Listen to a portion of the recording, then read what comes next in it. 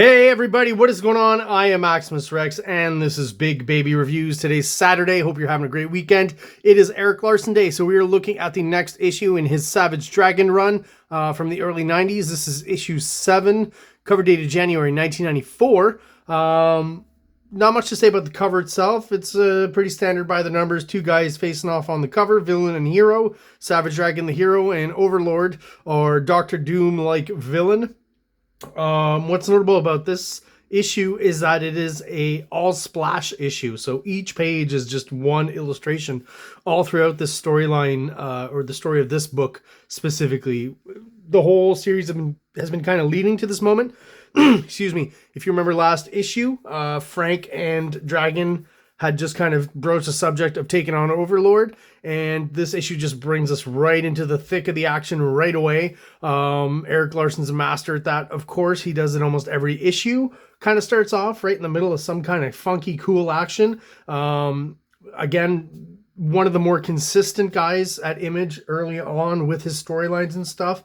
So this is definitely kind of a conclusion and new beginning in a way. You'll see when we go through this issue. And you know, I didn't know about this. This is my first all splash page comic when I was a kid. When I originally got this, I would have been like 13 years old when this came out, or just turned 13.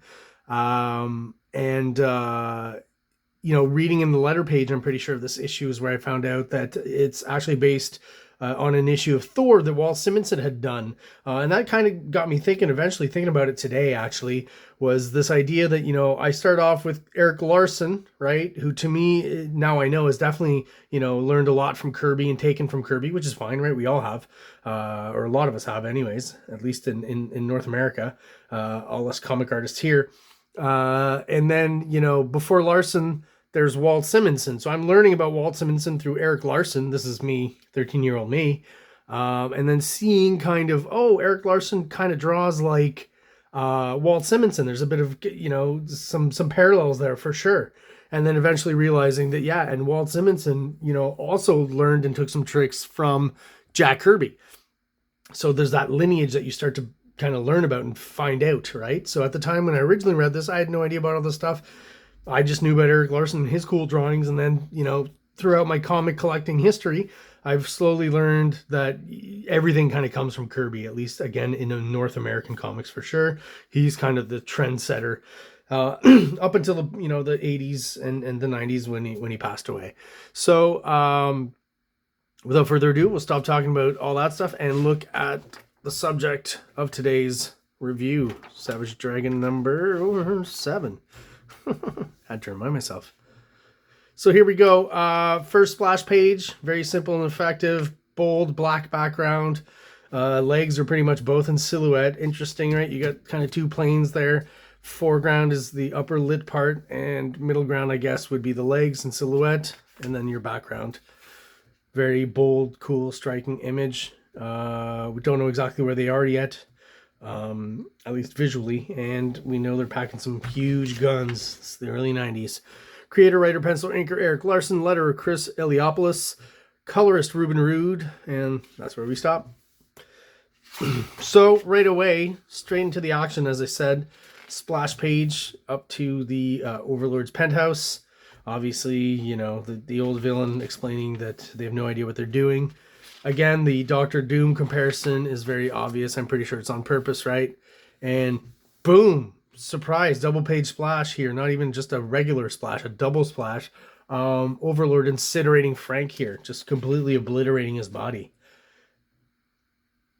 Art-wise, I mean, Larsen does a really good job here, using kind of the same technique you would use maybe for debris in a machine or anything, but like it's just, yeah, all this speckle that he's throwing around and stuff. I don't know if he's using a toothbrush or a paintbrush or how he's doing that exactly. It's a few different ways of doing it.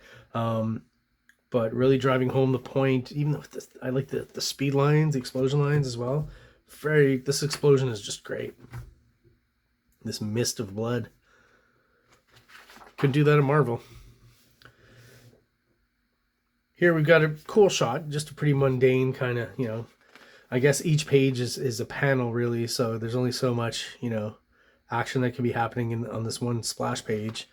So Dragon obviously, you know, jumping towards Overlord, And another interesting thing he did here is he actually threw in kind of a paneling here. So we get a bit of negative space, and then you can overlap those elements, right? The cape here, Savage Dragon's hand down here, the foot, the back of his trench coat, all kind of give us a sense of more depth, you know, more layers in the image. And sometimes when you don't want to draw a background, you throw in these action lines, speed lines, whatever you want, manga lines, and it just amplifies the action, which is, again, just a great example of that here, with an interesting twist with the paneling, and even the paneling is like a broken border, kind of textured. Very cool. Erik Larsen's always good at finding new ways of doing stuff. Here he does something a bit different, an actual panel within the panel, kind of a classic, more of a classic 60s, 70s vintage look, right? Not a full bleed like this one here. And I mean, just a bunch of Dragon once again getting his ass handed to him by Overlord. Then we got this guy, I'm pretty sure his name is Cyberface. Yeah, Cyberface is dead. The Vicious Circle got to him, right? Because I guess he was gonna testify at a trial, I guess. I think against Overlord, probably. Or at least against the Vicious Circle. So I guess he liked the technique. He used it here again. The colorist did a color hold here and put this in red just to make it a little bit different, right? I guess because the table's kind of turning really, really sharply against Dragon, and now this blood kind of coming out. It's kind of symbolic to make that panel red. Maybe that's the thought process. That makes sense to me. There's a bit of blood flying out here. And once again, we've got Overlord all within the actual panel. We still got some manga speed lines here. But we got Dragon really popping out, not just at the panel, but the actual full bleed of the page here. So really in your face, right? I talked a lot about cropping with Todd McFarlane, but I think Erik Larsen is really good at it as well.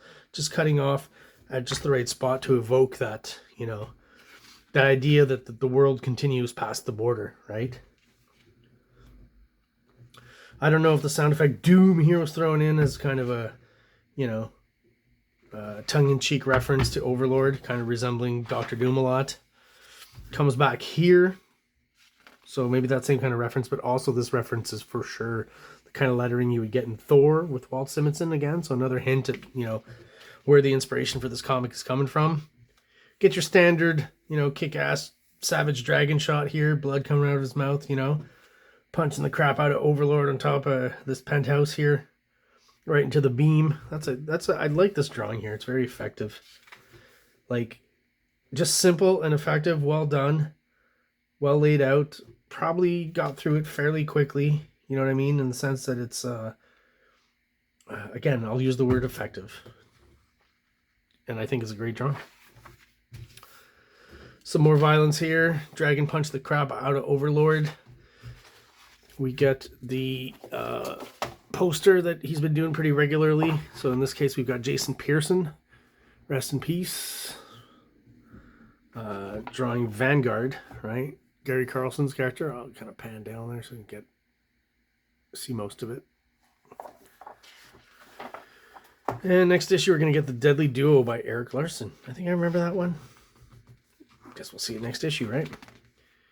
And this was cool. Nice, shocking page turn past the poster. And Erik Larsen knew about this, I'm sure, or else he wouldn't have put it on that page. He knew you'd have to go through the poster to get to this one. And something about the lighting he's doing here, the effect, I think is really good.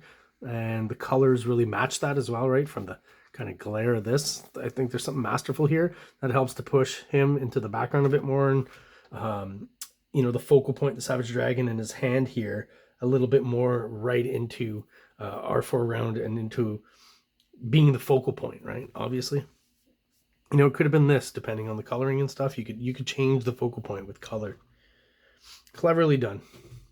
Good coloring. So basically, again, this is all splash pages. So we're just getting a lot. You know, what can I really say? We're getting a lot of the same at this point. Here, he's kind of incorporating two design ideas that he uses throughout the comic, where you've got an actual panel within, which is more old school, but that yet still have elements bursting out of the frame. In this case, even Overlord, who's more in the background, is actually popping out of the frame. And Dragon, once again, just being slightly cropped here, really gives us the impression that he's coming towards us in the foreground.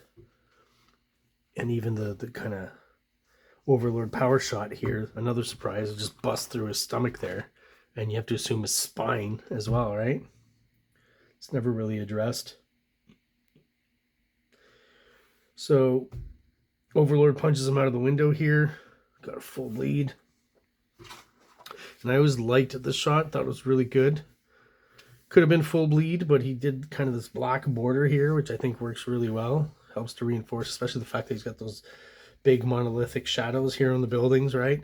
I don't know if it's a swipe or an homage or whatever, but I feel like there's an issue of Daredevil just after the Lee Week stuff by D.G. Chichester or something. Anyways, it's kind of obscure, but it's in around the time. Fall from Grace was a storyline, I think, where Daredevil, you know, Matt Murdock is killed and Daredevil's still around. He's got like this new black, red, gray kind of weird costume.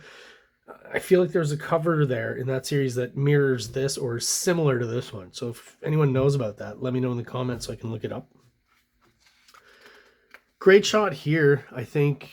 And again, very effective in the sense that, you know, you got your perspective grid. He does a pretty simple job with the textures for the different lighting here. It's pretty quickly done, but it's so effective. Like, you can clearly see a city from this point of view. You're not questioning what that is, right? It's just very well done. All this stuff here, like, masterful. Very good at cityscapes. This is a good example of it. And this is, you know, an odd angle at least to try to imagine and visualize a city. Good shot of the dragon, though. And, oh my God, this confused me because real quick, I was like, at one point I was like, where's his head? His head's disappeared, right? But then, oh, okay, there's like that second layer in the back is the rest of his kind of silhouette all in black. And I figured that out, and you saw the nub where his hand used to be, right? Like, who just has a giant spike on top of their buildings? It's not a church or something, right? Just a giant sharp spike on top of a building. Wonder if we can see it on the page before. Yeah, no hint of it here. I mean, obviously a storytelling contrivance, which is fine. It's just a comic book. Cool shot of the villain gloating, haha, looking out the window. And I don't know if this is this. I mean, it's effective. It does what it needs to do. I think maybe that last page personally could have been a little bit better. Maybe not such a close up of the dragon's hand and the blood and stuff. Maybe pull back a bit, but nonetheless pretty impressive overall to pull off a splash page issue where most, I say a high percentage of the pages were interesting and fun visually and interesting to look at. Sometimes I'll find interesting tidbits in here. I don't think anything in particular popped out other than the fact that it's very long and even finishes on the back cover. So ERIK Larsen was having fun in the letters page for a while there. So there you go. That's my review of the Savage Dragon issue 7. Hopefully you enjoyed the video. If you're still subscribed, I appreciate it. Thank you so much. If you're watching videos but you're not subscribed, please do so below. It's really easy for you and it helps us and helps the channel get out there to other people who are interested in the same subject matter, namely comic books. Go out there and enjoy your weekend. Thank you for watching. Hope everyone out there has an awesome day. King Comics presents Big Baby, Volume 1, Issues 1 to 13, 204 pages of story and art. King Comics also presents Star Crasher one-shot, 32 pages, cosmic sci-fi surrealist adventure. You can find these fine comics at kingcomics.ca, at MaximusRex13 on Instagram, or on Facebook, MaxRex or Big Baby. Like!